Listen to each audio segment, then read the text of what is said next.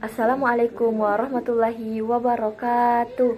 Perkenalkan, nama saya Syifa Ananda Sakira dari Prodi Kimia Sains B dengan NIM 250106500016. Nah, pada kesempatan ini saya akan mempresentasikan laporan ilmiah mengenai dampak pencemaran air terhadap kesehatan dan lingkungan. Nah, di sini saya mengambil tema air karena seperti yang kita ketahui bahwa air merupakan salah satu sumber daya alam yang sangat penting bagi kehidupan.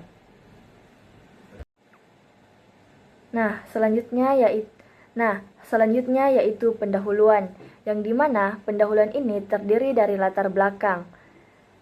Air merupakan sumber daya alam yang sangat penting bagi kehidupan seluruh makhluk hidup. Manusia memerlukan air untuk minum, memasak, mandi, mencuci, pertanian, hingga kegiatan industri. Selain itu, air juga berperan penting dalam menjaga keseimbangan ekosistem dan keberlangsungan kehidupan organisme di lingkungan perairan. Namun, seiring dengan meningkatnya jumlah penduduk, perkembangan industri, dan aktivitas manusia lainnya, kualitas air semakin mengalami penurunan akibat pencemaran. Nah, pencemaran ini terjadi karena masuknya zat berbahaya seperti limbah rumah tangga, limbah industri, pestisida, pupuk kimia, serta sampah plastik ke dalam sumber air seperti sungai, danau, dan laut. Nah, limbah-limbah tersebut itu dapat menyebabkan perubahan sifat fisik dan kimia air, seperti perubahan warna, bau, pH, serta menurunnya kadar oksigen terlalu dalam. Selain itu, beberapa ilmiah industri juga mengandung logam seperti merkuri, timbal, kadmium yang bersifat toksik bagi makhluk hidup.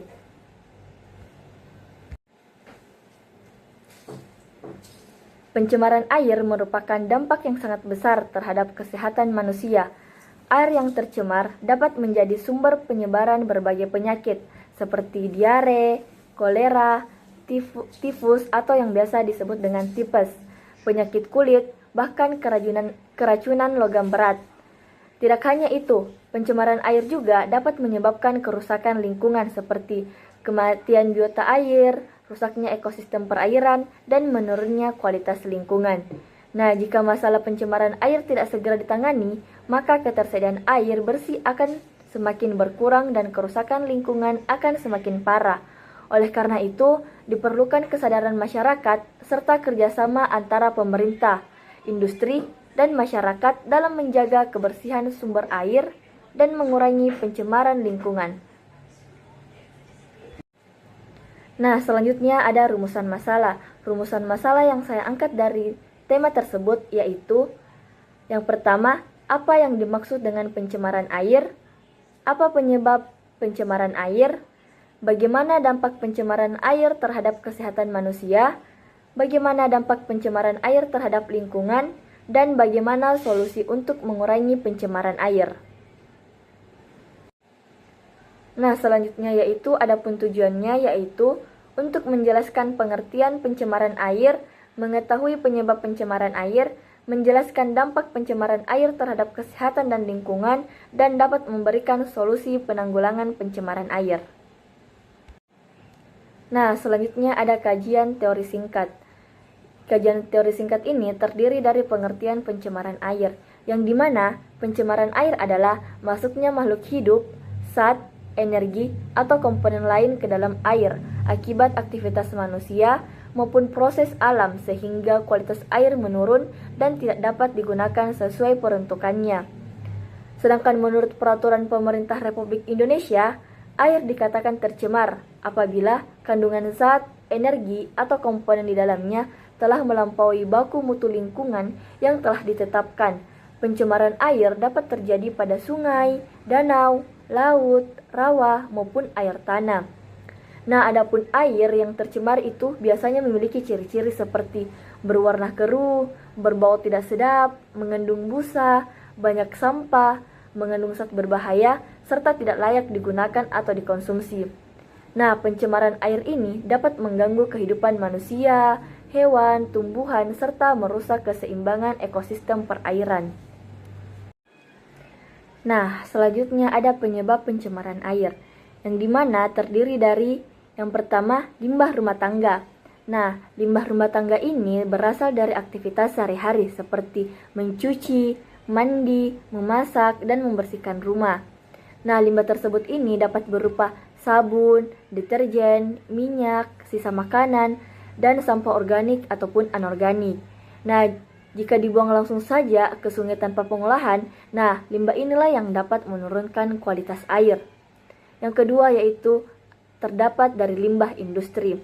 Nah, kegiatan industri ini menghasilkan limbah cair yang mengandung bahan kimia berbahaya seperti merkuri, timbal, kadmium, asam dan basa kuat. Nah, inilah limbah industri yang tidak diolah dengan baik dapat mencemari sungai dan membahayakan kesehatan manusia maupun organisme air. Yang ketiga yaitu kegiatan pertanian. Nah, kegiatan pertanian ini seperti penggunaan pupuk dan pestisida secara berlebihan. Nah, inilah yang dapat menyebabkan zat kimia terbawa air hujan menuju sungai atau danau. Nah, pupuk ini mengandung nitrat dan fosfat yang dapat memicu eutrofikasi, sedangkan pestisida dapat meracuni organisme air. Dan yang terakhir yaitu sampah plastik. Nah, sampah plastik ini sulit terurai secara alami, sehingga dapat mencemari lingkungan perairan dalam waktu yang lama. Plastik juga dapat membahayakan hewan air yang menelannya. Nah, selanjutnya yaitu konsep kimia yang berkaitan. Yang pertama yaitu perubahan pH, yang dimana pH merupakan ukuran tingkat keasaman atau kebebasan suatu larutan. Air bersih umumnya memiliki pH sekitar 6,5 sampai 8,5. Sehingga masuknya limbah kimia dari industri, rumah tangga, maupun pertanian dapat menyebabkan perubahan pH air menjadi terlalu asam atau terlalu basa. Nah, air yang terlalu asam dapat menyebabkan korosi pada pipa dan membahayakan organisme air. Sedangkan air yang terlalu basa dapat mengganggu proses biologis makhluk hidup di perairan. Nah, perubahan pH juga memengaruhi kelarutan zat kimia dan tingkat toksisitas logam berat dalam air. Contoh yang pertama yaitu limbah asam. Limbah asam dari industri tekstil dapat menurunkan pH air. Nah, contoh kedua yaitu limbah deterjen. Limbah deterjen ini dapat meningkatkan pH air menjadi lebih basa. Nah, yang kedua yaitu logam berat, yang dimana logam berat merupakan unsur logam yang memiliki massa jenis tinggi dan bersifat toksik bagi makhluk hidup, meskipun dalam konsentrasi rendah. Nah, logam berat ini biasanya berasal dari limbah industri, pertambangan, cat, baterai, dan bahan kimia lainnya. Namun, zat ini sulit terurai secara alami sehingga dapat mengendap di perairan dan terakumulasi dalam tubuh organisme melalui rantai makanan. Nah, adapun dampak logam berat yaitu seperti kerusakan saraf, gangguan ginjal, keracunan, dan kematian organisme air. Nah, proses akumulasi logam berat dalam tubuh makhluk hidup itu disebut dengan bioakumulasi. Nah, yang ketiga yaitu penurunan oksigen terlarut. Nah, oksigen terlarut atau dissolved oksigen adalah jumlah oksigen yang terdapat di dalam air dan dibutuhkan organisme air untuk bernafas. Limbah organik seperti sisa makanan dan kotoran akan diuraikan oleh mikroorganisme dalam proses penguraian tersebut. Mikroorganisme membutuhkan banyak oksigen sehingga kadar oksigen dalam air itu menurun. Nah, jika kadar oksigen terlalu rendah, ikan itu sulit bernafas, biota air dapat mati, dan ekosistem perairan terganggu. Sedangkan semakin tinggi jumlah limbah organik, maka semakin besar oksigen yang dibutuhkan untuk proses penguraian. Nah, dan yang terakhir yaitu eutrofikasi. Yang dimana eutrofikasi ini adalah proses peningkatan kadar nutrien seperti nitrat dan fosfat dalam air akibat limbah pupuk pertanian dan deterjen. Kelebihan nutrien ini menyebabkan pertumbuhan alga dan tumbuhan air menjadi sangat cepat atau disebut dengan blooming. Nah, dampak eutrofikasi ini yaitu permukaan air tertutup alga, cahaya matahari sulit masuk ke dalam air, fotosintesis organisme air terganggu, kadar oksigen menurun, dan ikan dan biota air mati. Nah, selain itu, pembusukan alga ini menghasilkan bau tidak sedap dan menurunkan kualitas air. Namun, eutrofikasi ini sering terjadi pada danau, sungai, dan laut. Nah, selanjutnya yaitu metode sederhana. Adapun metode penelitian yang digunakan dalam laporan ilmiah ini adalah metode studi pustaka. Metode studi pustaka merupakan metode penelitian yang dilakukan dengan mengumpulkan informasi dan data dari berbagai sumber tertulis yang relevan dengan topik penelitian. Pada penelitian ini, data diperoleh dari buku kimia lingkungan, artikel ilmiah, dan jurnal penelitian. Metode studi pustaka dipilih karena dapat memberikan informasi yang lengkap, akurat, dan terpercaya mengenai pencemaran air serta dampaknya terhadap kesehatan dan lingkungan. Nah, selanjutnya ada hasil dan pembahasan. Nah, berdasarkan hasil studi pustaka dari berbagai buku, jurnal, dan artikel ilmiah, pencemaran air disebabkan oleh aktivitas manusia seperti pembuangan limbah rumah tangga, limbah industri, penggunaan pupuk dan pestisida, serta sampah plastik. Nah, pencemaran air menyebabkan perubahan kualitas air baik secara fisik, kimia, maupun biologis. Air yang tercemar umumnya menjadi keruh, berbau, mengandung zat berbahaya, dan tidak layak digunakan.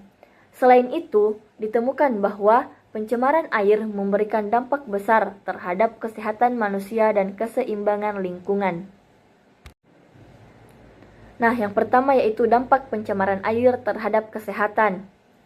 Air yang tercemar mengandung mikroorganisme dan zat kimia berbahaya yang dapat menyebabkan berbagai penyakit. Nah, penyakit yang pertama yaitu penyakit pencernaan. Air yang terkontaminasi bakteri dan virus dapat menyebabkan diare, kolera, tifus, atau biasa disebut dengan tipes. Penyakit tersebut umumnya terjadi akibat penggunaan air yang tidak bersih untuk minum dan memasak. Dan yang kedua yaitu penyakit kulit, yang dimana penggunaan air tercemar untuk mandi dan mencuci dapat menyebabkan gatal-gatal, iritasi kulit, ataupun infeksi kulit. Nah, zat kimia dan mikroorganisme dalam air menjadi penyebab utama gangguan kulit. Dan yang ketiga yaitu keracunan logam berat. Nah, logam berat dapat masuk ke tubuh melalui air minum atau makanan laut yang tercemar. Zat tersebut dapat menyebabkan kerusakan saraf, gangguan ginjal, dan gangguan perkembangan anak. Dan yang keempat yaitu gangguan kesehatan jangka panjang. Nah, paparan bahan kimia berbahaya dalam waktu lama dapat meningkatkan risiko seperti kanker, gangguan hati, dan gangguan sistem reproduksi. Nah, hal ini menyebabkan bahwa pencemaran air dapat membahayakan kesehatan manusia dalam jangka pendek maupun jangka panjang. Nah, yang kedua yaitu dampak pencemaran air terhadap lingkungan. Yang pertama yaitu kematian biota air.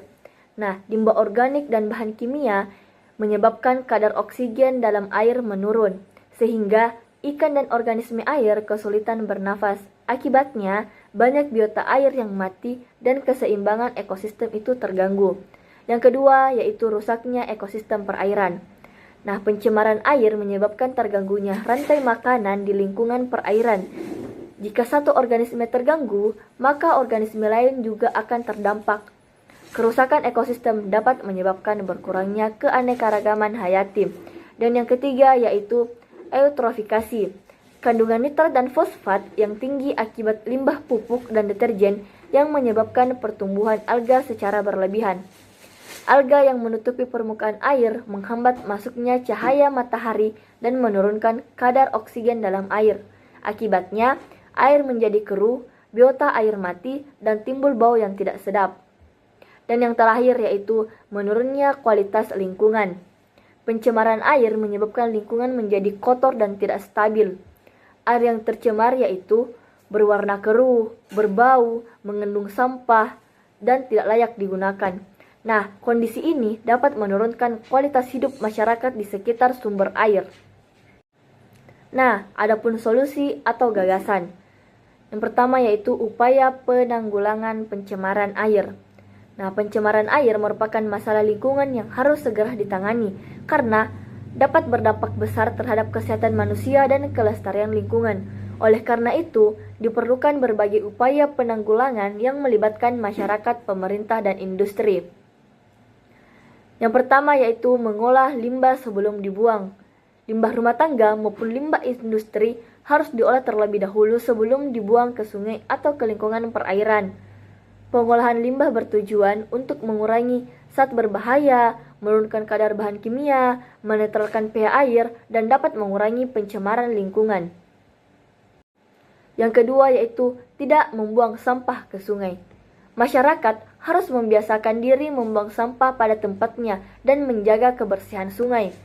Sampah yang dibuang ke sungai dapat menyumbat aliran air, menyebabkan banjir, menurunkan kualitas air, dan membahayakan biota air. Nah, kegiatan kerja bakti membersihkan sungai yang dapat membantu menjaga kebersihan lingkungan. Dan yang ketiga yaitu mengurangi penggunaan bahan kimia berbahaya. Penggunaan deterjen, pestisida, dan pupuk kimia secara berlebihan dapat mencemari air.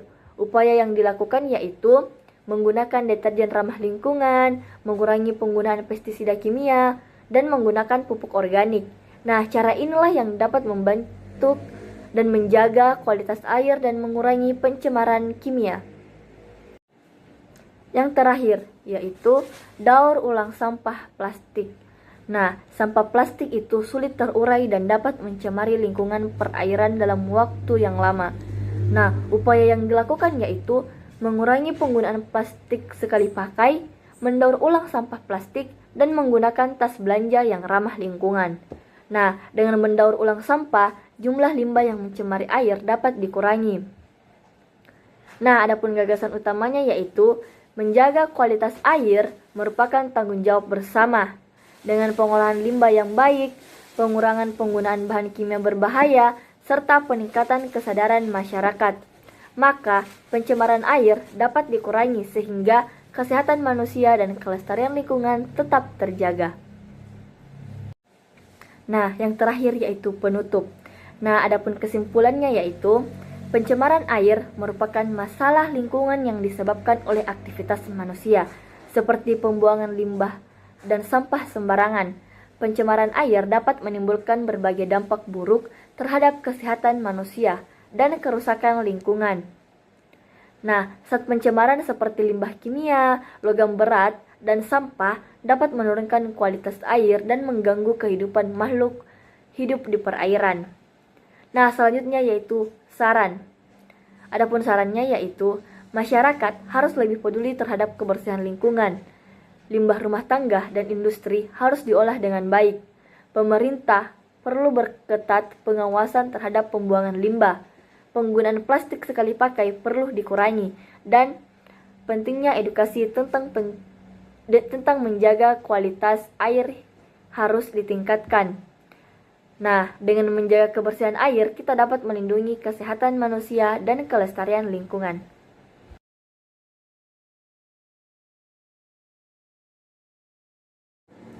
Sekian dari saya. Assalamualaikum warahmatullahi wabarakatuh. Every drop counts, setiap tetes berharga. Thank you. Bye-bye.